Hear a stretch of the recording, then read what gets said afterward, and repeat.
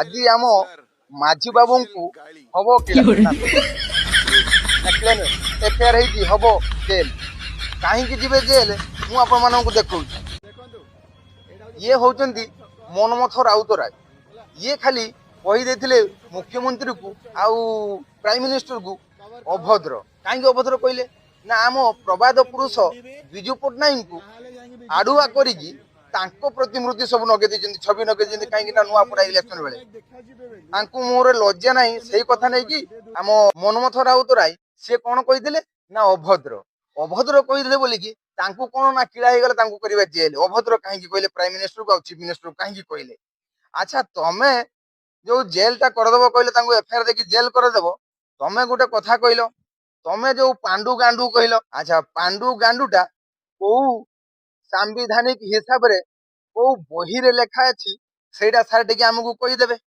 ହଉ ହେଲା, ସେଟା ନ କହିଲ ନାହିଁ।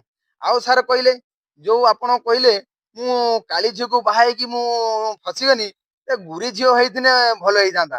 ଆଚ୍ଛା ଏଟା ମତେ କହିଲେ କେତେ ବଡ ଭଲ କଥା ଟିକେ କହିଲେ। ହଉ ହେଲା, ଆପଣଙ୍କର ତ ଆହୁରି ବହୁତ କିଛି ଅଛି, ଛାଡ। ଆଉ ଆପଣଙ୍କର ଯୋଉ ପିଏମ ସିଏ କହିଲେ ସୋନିଆ ଗାନ୍ଧୀ କି ଯେ ଜର୍ସି ଗାଈ। ଆଚ୍ଛା ଜର୍ସି ଗାଈ ମତଲବ କଣ ସେଟା ସାରା କିନ୍ତୁ ସିଏ କହିପାରିବେ, କାହିଁକିନା ସେ ପ୍ରାଇମ ମିନିଷ୍ଟର ନା, ସିଏ କହିପାରିବେ। ଆଉ ଯୋଉ କହିଲେ 56 କରୋड़ କି ଗର୍ଲଫ୍ରେଣ୍ଡ, ଆଚ୍ଛା ଇଏ କାହାକୁ କହୁଥିଲେ? 56 କରୋड़ କି ଗର୍ଲଫ୍ରେଣ୍ଡ ମାନେ ସୋନିଆ ଗାନ୍ଧୀ କି କହୁଛ, ତାମାନେ ସିଏ ଜଣେ ଦେଶର ମହିଳା ନୁହନ୍ତି କି? ସିଏ ବି ଜଣେ ଦେଶର ମହିଳା। ତାଙ୍କୁ ତମେ ଏତେ ବଡ କଥାଟା କହିଲ, କାହିଁ ତମ ନାଁରେ ତ କିଳା ହେଇନି ନା? ତମେ ପ୍ରଧାନମନ୍ତ୍ରୀ ମୁଖ୍ୟମନ୍ତ୍ରୀ ତମେ ସବୁ କହିପାରିବ। ଆଉ ମନ୍ମଥ ଏଠି ଖାଲି ଅଭଦ୍ର କହିଦେଲେ, ତାଙ୍କ ପାଇଁ ଗୋଟେ ବଡ କିଳା କରିଦେଲ। ହେଲେ ଆଜି ନାମ ନିଅ, ତମ ନାଁର ଯୋଉ ଯାଇଛି ଏଫଆଇଆର ସେଇଟାର ଆଜି କିଳା ନବ, ନାମ ନବ। ତମେ ଆଗେ ଜେଲ ଯାଅ, ତାପରେ ମନ୍ମଥକୁ ନବ। କାଡୁ କାଡୁ ପଳେଇ ଆଉଛନ୍ତି, ମୁଖ୍ୟମନ୍ତ୍ରୀ ହେଇଯାଉଛନ୍ତି। ଶଳା ଏଠି ଗୋଟେ କଥା ଅଛି ଆଜ୍ଞା, ମାଳିକାରେ ଲେଖା ଅଛି, ମୂର୍ଖେ ବସିବେ ରାଜଗାଦିରେ ପଣ୍ଡିତେ ମାରିବେ ତାଳି। ମାଳିକା ଠିକ କହିଛି ଏବଂ ମାଳିକା କଥା ସତ୍ୟ, ସେଇଆ ହିଁ ହଉଛି ଆଜ୍ଞା।